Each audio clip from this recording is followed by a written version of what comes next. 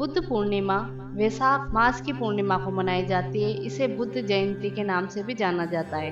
ये बुद्ध धर्म में आस्था रखने वाले का एक प्रमुख त्योहार है। पूर्णिमा के दिन ही गौतम बुद्ध का स्वर्गारोहण समारोह भी मनाया जाता है। मान्यता है कि इसी दिन भगवान बुद्ध को बुद्धित्व की प्राप्ति हुई थी। आज बुद्ध धर्म को मनाने वाले विश्व में 50 करोड़ से अधिक लोग इस दिन को बड़ी धूमधाम से मनाते हैं। बुद्ध पूर्णिमा के दिन दान, पुण्य और धर्म कर्म के अनेक कार्य किए जाते हैं। ये स्नान लाभ की दृष्टि से भी अंतिम पर्व है।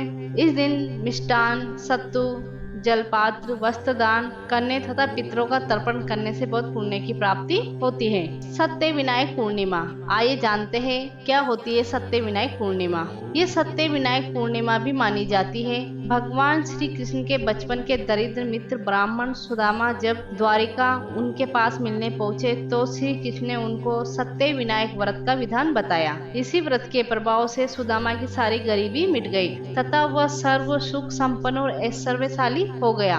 इस दिन धर्मराज की पूजा करने का विधान है। इस व्रत से धर्मराज की प्रसन्नता प्राप्त होती है और अकाल मृत्यु का भय नहीं रहता। वैशाख की पूर्णिमा को ही भगवान विष्णु का नवा अवतार यानी कि भगवान बुद्ध के रूप में ही हुआ था। इसी दिन भगवान बुद्ध का निर्वाण हुआ था यानी कि उनको मोक्ष प्राप्त हुआ था। उनके अनुयायी इस दिन को बहुत ही धूमधाम से मनाते हैं। आइए जानते हैं इनके उत्सव और अनुष्ठान को कैसे मनाते हैं। बुद्ध पूर्णिमा के दिन अलग अलग पुण्य कर्म करने से अलग अलग फलों की प्राप्ति होती है। धर्मराज के निमित्त जल, पूर्ण कलश और पकवान दान करने से गोदान के समान फल प्राप्त होता है। 5 या 7 ब्राह्मणों को मीठे तिल दान देने से सब पापों का क्षय हो जाता है। यदि तिलों के जल से स्नान करके घी, चीनी और तिलों से भरा पात्र भगवान विष्णु को निवेदन करें और उन्हीं से अग्नि में आहुति दे अथवा तिल और शहद का दान करें, तिल के तेल के दीपक जलाए, जल और तिलों का तर्पण करें अथवा गंगा आदि में स्नान करें तो व्यक्ति सब पापों से निवृत्त हो जाता है। इस दिन शुद्ध भूमि पर तिल फैलाकर काले मरक का चर्म बिछाए तथा उसे सभी प्रकार के वस्त्रों सहित दान करे तो अनंत फल प्राप्त होता है। यदि इस दिन एक समय भोजन करके पूर्णिमा, चंद्रमा अथवा सत्य नारायण का व्रत करे तो सब प्रकार सुख संपदा और यश की प्राप्ति होती है। आइए जानते हैं इनके समारोह के बारे में। बुद्ध धर्म के अनुयायियों के लिए बुद्ध पूर्णिमा का सबसे बड़ा त्योहार का दिन होता है। इस दिन सारे विश्व में जहाँ कहीं भी बुद्ध धर्म को मानने वाले रहते हैं वहाँ अनेक प्रकार के समारोह आयोजित किए जाते हैं। अलग अलग देशों में वहाँ के रीति रिवाजों और संस्कृति के अनुसार समारोह आयोजित होते हैं। श्रीलंका में इस दिन वैशाख उत्सव के रूप में मानते हैं जो वैशाख शब्द का अपभ्रंश है। इस दिन बौद्ध घरों में दीपक जलाए जाते हैं और घरों को फूलों से सजाया जाता है। दुनिया भर में बौद्ध धर्म के अनुयायी बोध गया जाते हैं और प्रार्थनाएं करते हैं। बौद्ध धर्म के धर्म ग्रंथों का निरंतर पाठ किया जाता है। मंदिरों व घरों में अगरबत्ती लगाई जाती है, मूर्ति पर फल फूल चढ़ाए जाते हैं, दीपक लगाकर पूजा की जाती है। बोधि वृक्ष की पूजा की जाती है, उसकी शाखाओं पर हार व रंगीन पताकाएं सजाई जाती हैं। जड़ों में दूध व सुगंधित पानी डाला जाता है। वृक्ष के आसपास दीपक जलाए जाते हैं। इस दिन मांसाहार का परहेज होता है क्योंकि बुद्ध पशु हिंसा के विरोधी थे। इस दिन किए गए अच्छे कार्यों से पुण्य की प्राप्ति होती है। पक्षियों को पिंजरे से मुक्त कर खुले आकाश में छोड़ा जाता है। गरीबों को भोजन व वस्त्र दिए जाते हैं। दिल्ली संग्रहालय इस दिन बुद्ध की अस्थियों को बाहर निकालता है जिससे कि बुद्ध धर्मावलंबी वहां आकर प्रार्थना कर सके। आइए जानते हैं बुद्ध पूर्णिमा स्नान का क्या महत्व है। वैसे तो प्रत्येक महीने की पूर्णिमा श्री हरि विष्णु भगवान को समर्पित होती है। शास्त्रों में पूर्णिमा का तीर्थ स्थलों में गंगा स्नान का विशेष महत्व बताया गया है।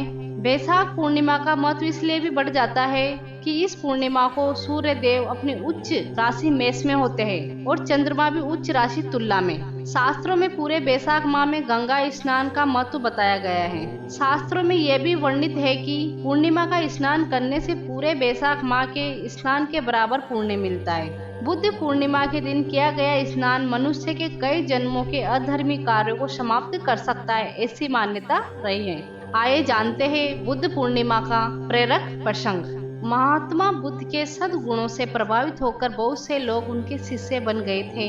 आम जनमानस उनका बहुत आदर सत्कार करता था, किंतु संसार में जहाँ संतों का आदर सम्मान करने वाले संस्कारी लोग होते हैं, वहाँ अकारण ही उनसे ईर्ष्या द्वेष रखने वाले व्यक्ति भी संसार में मिल ही जाते हैं। ऐसा ही एक व्यक्ति महात्मा बुद्ध से अकारण ही वैर भाव रखता था और उन्हें गालियां दिया करता था।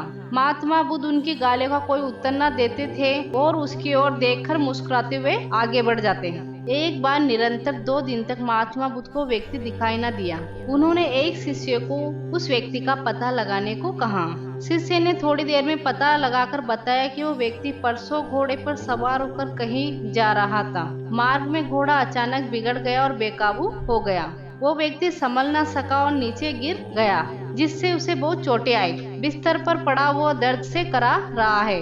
वो अपने घर में अकेला ही रहता है, क्योंकि वो अत्यंत क्रोधी व झगड़ालू प्रकृति का है, इसलिए कोई पड़ोसी के पास नहीं जाता। सारा वृतांत सुनते ही महात्मा बुद्ध का हृदय करुणा से भर गया। वे तुरंत उसके घर चल दिए और सीधे उसके कमरे में पहुँचे, जहाँ पड़ा वो दर्द से करा रहा था। उसके माथे पर प्यार भरा हाथ रखते हुए कहा, कैसी तबीयत है? आवाज सुनते ही उसने आंखें खोली। महात्मा बुद्ध को देखते ही वो अपना सारा दर्द भूल गया।